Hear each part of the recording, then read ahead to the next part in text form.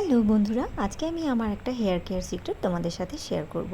তো চলো আমি প্রথমেই কী নিয়েছি বলে দিই।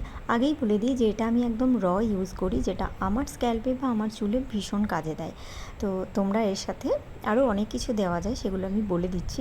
এখানে আমি নিয়েছি মহাভৃঙ্গরাজ, কারি পাতা, নিম পাতা আর নয়নতারার পাতা, এর সাথে পেয়ারা পাতা, জবা পাতা, তুলসী পাতা এসবও দেওয়া যায়। আর এখানে নিয়েছি অ্যালোভেরা, একটু জলে ভিজিয়ে রেখেছি যে হলদেটে আঠা টাইপের যেটা বেরোয় সেটা বেরিয়ে যাওয়ার জন্য।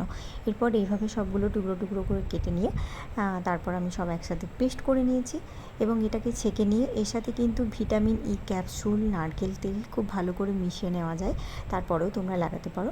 তো আমি লেবুর রস দিয়ে এটাকে খুব ভালো করে ছেঁকে নিয়ে এই পিওর জুসটা আমি লাগিয়ে নিই মাথার মধ্যে।